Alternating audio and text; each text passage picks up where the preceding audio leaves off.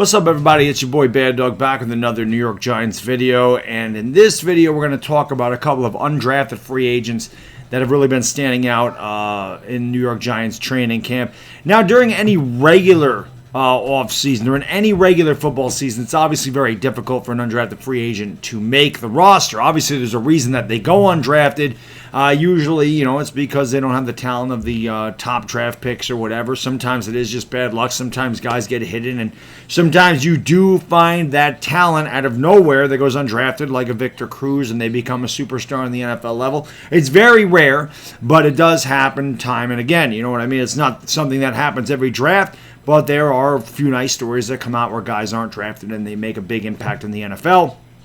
Now, going into a regular season, you're going to have a lot more practices. You're going to have, you're going to have preseason games where you get to show your skills, or you get to go against live competition. You're going to have an ability to stand out on game film and everything else. This year, it's obviously very difficult. They don't have that. They only have 14 padded practices before their first regular season game. So how can an undrafted free agent really make a squad? I mean, that's the whole thing. So how are these guys going to do it? But the two guys that have been said to be standouts in the training camp so far are two guys that I think New York Giants fans figure had the best chance to make this team if there was going to be an undrafted free agent to make the team. One being Binjimin Victor out of Ohio State. He's 6'4", he's 200 pounds. Daniel Jones does not have a 6'4" receiver to throw to outside of an Evan Ingram. If you're just talking wide receiver in general, he doesn't have a guy that's over 6'2". So there really isn't that big target. There isn't that red zone target, but a lot of people really liked Binjimin Victor. Obviously, he was stuck behind really talented wide receivers, in McLaurin and in Hilton at Ohio State. So he didn't really have the opportunity to shine. This is kind of what happened to Derek Dillon at LSU. Same thing behind Jamar Chase and Justin Jefferson and all that talent at LSU. So a lot of people, Giants fans, Giants staff, really like what he's doing in training camp. But again, because we're kind of thin at wide receiver, especially with a Cody Core going down, even though Cody Core obviously is just more of a special teams guy, but this also gives a chance for Binjimin Victor to make the team as a special teams guy. But he's one of the guys standing out at camp. And again, this is one of the guys I think we all thought was a favorite to make this team out of the undrafted free agent market. We'll see if he makes it or not, but he has definitely been standing out, and that's a good thing because, again, Daniel Jones could use a tall red zone target, kind of like Eli Manning had with Plaxico Burress, after his first year in the NFL, and it certainly helped Eli Manning out a lot. I do think a tall target would definitely help out Daniel Jones, and there's no doubt that Binjimin Victor is very talented, as most Ohio State wide receivers are. So, I mean, he's standing out. That's a good thing, and we'll see if he can make the team. The other guy is Javon Leake. Now, I've been high on Javon Leake pretty much since the draft. I was a big Anthony McFarland guy coming out of Maryland, and I said, I really like Anthony McFarland. I would like the Giants to take a look at him, and I thought maybe he would fall down to the 5th or 6th round. He didn't. He was taken in the 4th round. One of the guys on my page, and I would give him credit if I could, but I can't remember who it was, said, hey, take a look at his backfield mate, Javon Leake.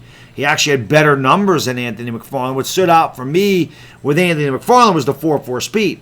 Javon Leake only ran a 4.6 speed at the combine, but if you look at his film, he runs much faster than that. He plays much faster than that. Now, I thought Javon Leake had the best chance of coming out of training camp to make the squad as an undrafted free agent for the simple fact, he had a great career at Maryland. He had a great season at Maryland before he was drafted, but we're thin at running back. We don't have a lot of depth at running back. There's Saquon Barkley. There's Wayne Gallman. There's Dion Lewis. Like, nobody really stands out, outside of Saquon Barkley. So I always felt like the running back spot was very thin, and that there's easily a guy like Javon Leake could come in here and win the backup spot. I've actually said that I believe by the end of the year, Javon Leake will be the backup to Saquon Barkley. Javon Leake's also been talked about in the kick return game, and he has a really good chance to make it as a kick returner. Now, Corey Coleman coming back, that obviously could throw a wrench in those plans. Corey Coleman was a very good kickoff return player for us, before he tore his ACL. So Corey Coleman obviously has a chance to get that spot, as does Javon Leake. But Javon Leake is also standing out at training camp. And again, just the simple numbers of it, the fact that the Giants really don't have a solidified backup to Saquon Barkley tells me that Javon Leake has a really good chance to make this team as a running back, not just as a special teams player. And the fact that they're noticing him in training camp and that he has stood out as one of the better players there really makes me believe that come September 14th when the season starts, that Javon Leake is going to be a part of this team. And I've said this on Talking Giants, I'm a man, the entertained. I've said this in videos that I think Javon Leake by the end of the year will make an impact for the New York Giants. At least that's what I'm hoping. We want these guys to succeed. There's no doubt about that. We need all the help we can get. But it's good to hear undrafted free agents like Binjimin Victor and Javon Leake are standing out in training camp. And we'll see if they can make the team. I think that both of these guys have a pretty good shot.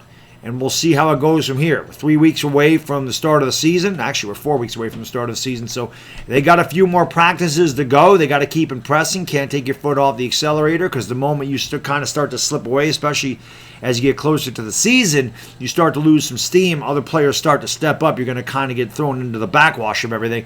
So they have to continue to play really well. But I do think, and I think these were the favorites for New York Giants fans going forward, if undrafted free agents were going to make this team, it was going to be Binjimin Victor and Javon Leake, both of them standing out in training camp. That's all I got for today, guys. As always, if you made it this far, thank you so much for watching. Please like, please subscribe, and I'll see you tomorrow. It's the Bad Diggity Dizzle, and I am gone. Peace!